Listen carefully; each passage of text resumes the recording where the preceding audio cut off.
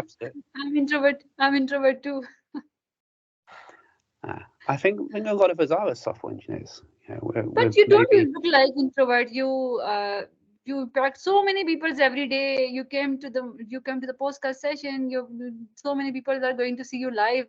You are so confident in front of crowd. So introvert people basically have this problem. well, I think that's I an don't find interesting. you introvert. Sorry. I didn't find you introvert. Well, I think there's this maybe this spectrum of introversion as well, in that Hmm. for me, I remember, sorry, diversifying. I remember growing up and being told I was shy. It wasn't really that shy. It's that I'm quite happy Exactly. being quiet, reading my book. Exactly. I really Exactly. enjoy talking to somebody one-to-one like this. I hate going into a crowded room where there's lots of people talking, and you know, I don't really like big parties. So, Exactly. Exactly. Exactly. I got it. I got it. yeah. We got it. We got it. But back to the thing, the pair programming, we learned so much quicker. We got the thing done, and Exactly. the actual task we've been set was expected to take a month, and we actually did it in 2 or 3 days and it didn't feel like work. It felt like fun because we were learning so much, and we had that positive energy, Exactly. and that built a good friendship as well. You know, we you know we made friends for many years until we've lost contact after that. Exactly. So yeah, it's find those people to collaborate with, pick a project, try and get Exactly. together and pair on it, and get that shared learning and have the discussions as well. It's not just about writing the code, but you know, what data structure should we use? How do we approach this? You know, oh, we're stuck. What can we do to unstick ourselves? Exactly. And discuss the different ways. So it's that reflection as well. Again, part of the project-based learning is that reflection. And if you want to take it one step further, share your code or share your learnings, write a post about it, write an article about Exactly. it. Share your code. Exactly. Share Yeah, your learnings. Exactly. yeah, That's the point. Exactly. That's how you grow. That's how you learn, you grow. absolutely. And again, if you take the time to write it out or try and explain it on something like this, Exactly. it forces you to think it through, find any gaps in your understanding, and explain it in a, should we say, a simple way. And that really Exactly. shows when you understand it when you explain it simply. Exactly. There should be a simple way to explain it, basically, so that Yeah. someone may understand it simply. So, John, do you agree with that the schools, if we go back to the schools play so much role in grooming you, right? If in the schools, I don't know about the UK. I'm never aware. I've never been in the UK, but if I'm just taking it a general, the schools can play a really big role in just transforming students to take the practical approach. So if I share you my experience, in my opinion, when I used to study in the village, the environment was, I think, very much better than the city. So every day I Mm. was learning something new. I was in my fifth or sixth grade. So basically that was enjoyable. The teacher was not so much highly educated, but they used to make us learn something new every day. So basically, uh, in the village, the teacher used to make us sit in the playground under the enjoyable sunlight in a separate Mm. corner. There we were usually 6 to 7 children. Then the teacher would teach us with ease and comfort. So I learned. Basically, if I tell you some funny thing, the teacher just taught me how to watch the time on, like how to learn, when I used to watch on the clock. I didn't know what the time is it. So they basically taught me every single thing. Then we moved to city, and here it was like a race. The only goal was to cover the course, to run, to write on the copies, Mm-hmm. just to cover the syllabus. That seems totally unnecessary. So first of all, that takes your confidence. That hits your socialization. If the teacher at the school keeps you much busy on the theory part, and they don't understand or focus on the practical part. So then I started living in a different world where the only thing is to print the copies and learning the theories. So I think it would be more enjoyable if there are more practical learning, or if the children were taught in the relaxed manner, allowing them to discover things on their own. What do you say about this? Or how was your experience as a student?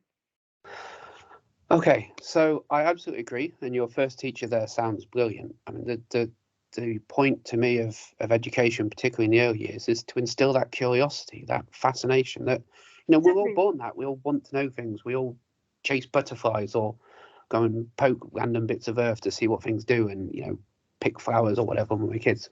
That curiosity and that sense of wonder and awe is something that education should be stimulating and growing. And I think too often it's not. So actually, my wife and I feel quite strongly about that. So we've actually home educated children. So our children have never been to school for the reason that we don't feel that schools are creating that sense of wonder and creating that sense of curiosity. So you're going for homeschooling? Yes. That's perfect. That's perfect. Well, it has its challenges too. Yes, I think the only challenge is that your kid may be a shy because he's not facing the world. That's the only challenge. What do you say about this? So Otherwise, it's best. The parents can be your best teacher in the whole world. So the social side was one of our big fears and our big worries. Is by being home educated, would they miss out on a great social experience?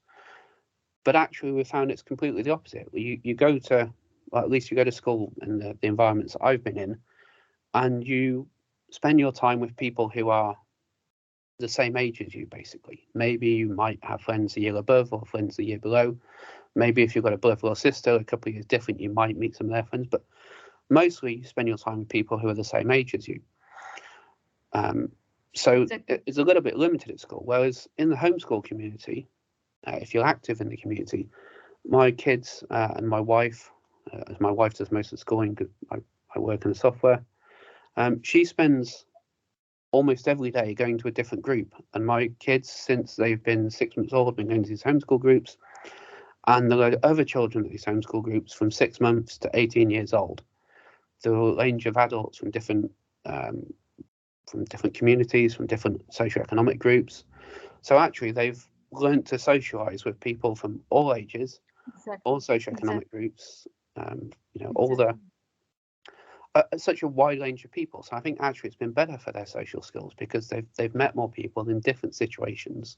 Exactly. And instead of the adults teaching them, being the kind of teacher relationship, they've had adults treat them as peers, and they've treated the adults in a way as peers. So, and they've had that curiosity, and because the adults in the homeschool community share that view of curiosity, they're never, don't ask me why, get on with your homework. It's, oh, great question. Let's go and look into it. Let's go and figure it out. So it's worked really well. And again, we also do a lot of project-based learning. So when they're curious about something, we go and figure out a way of doing a project and getting hands-on.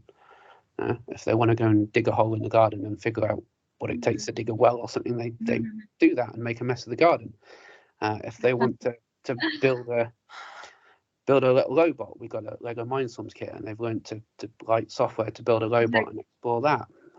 They've got pets and learned about animals and caring for animals. So there's been a lot of hands-on learning. So yeah, I'm so glad that you added this point too.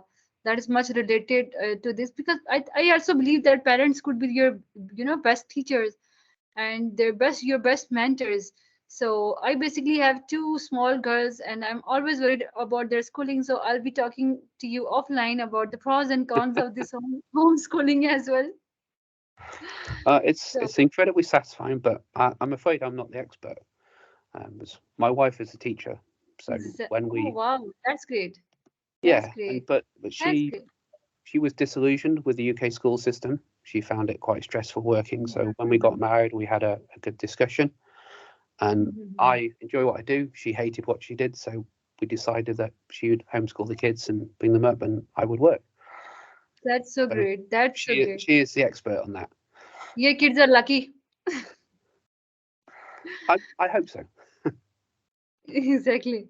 So, John, in your experience, how this project-based learning contribute to the development of one's critical thinking skills, maybe for beginners or maybe some kids or maybe the students, that can bring a significant development to critical thinking? Yeah, absolutely. Because if you're just given a tutorial to follow and just do these steps, you're not thinking, well, how do I do them? How do I break this down? So I think the project-based learning is great for you. You've got a goal. You've got a clear goal, and what do we what do we try and achieve is taken care of. But you have to do that analysis. You have to do that critical thinking. You have to think about the different ways you can achieve it. You have to apply that curiosity, and then you can also take it down different paths you want. So you might have a project that's, shall we say, some more full stack in software. You could decide you want to focus more on the front end and dig more into that. You could decide you want to dig more into the back end and do that. You might decide that you've got some data that you're going to store in a database. You could focus very much on a database and learning stored procedures. So you can shift the project around and think, how can I do this differently? Yes, if you are building, if you are choosing to build a software product, then it will give you so many advantages if you choose this practical approach. You will be selecting what should be the project need, or maybe the client need, which RM to follow. I have seen so many times that people blindly follow something. If there's a CQRS, people start blindly following them. So I always suggest that pick and choose upon your project requirement. Pick on what your client demands from you. If you have a smaller time, you don't have to be fussy about and messy about so many architectures and design patterns to bring along this way. So basically, that PBL basically really solves your critical thinking problem. So basically the topic you choose, John, is really great, and I'm sure that it's gonna help community a lot. And last, in the last, I would like to ask you. You have an immense following of 99,000 followers on LinkedIn. When did you start working on LinkedIn? So I've been on LinkedIn since the very early days. I was one of the first people to sign up to LinkedIn. I was running a business at the time, and I'd learned networking worked, so online networking seemed even better. I'm sorry to say I didn't really start taking it seriously for content creation until the beginning of this year. So I really started about March this year, writing content and sharing content regularly. So fairly recent. But as they say, the best time to plant a tree was 20 years ago. The second best time is now. So at least I started. Yes, you must be proud of yourself, John, because you're impacting so many lives every day. So I'm really thankful to you that you came to my session and I invited you and you joined me in my session. And I truly believe that you are impacting lives every day. People read your posts, they're so knowledgeable. So there are you just basically the one's purpose of life is to just spread the positivity. That's the biggest achievement one could ever have. Well, thank you very much for the kind words, Maria. I really appreciate it, and I hope I am helping people. Exactly. And so you have so many followers, but people who are struggling on LinkedIn, I have a message for them. Even if you don't have so many followers, what matters is how many lives basically you impact. Yeah, absolutely. And even if you don't have that many followers, taking time to write down your thoughts helps you clarify them, helps you learn them. As we talked about earlier, you get to that level of understanding better. So even if no one's reading it, start writing, because you will benefit yourself. Exactly. If you post every day, you learn every day. Absolutely. So you must learn something and you must share something with your community, and the community gives you back.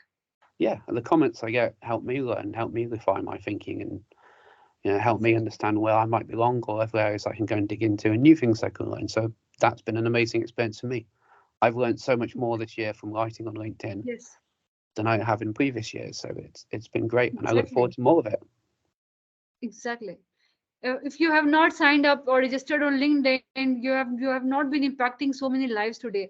So I'm so grateful for people like you, and I'll be inviting you again for in other sessions.